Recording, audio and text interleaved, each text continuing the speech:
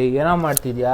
ಮಾಟ ಮಂತ್ರ ಮಾಡ್ತಾ ಇದೀನಿ. ಯಾವ ಖುಷಿಗೆ? ನನ್ ಮಗ ಕಾಸು ಕೊಟ್ಟಿಲ್ಲ ಅದಕ್ಕೆ. ಅವನ್ಗೇನೋ ಅಂಟಲ್ವೋ? ಅವನ ಹತ್ರ ಕರುಂಗುಲಿ ಮಾಲ ಇದೆ. ಓ ಹೌದಾ?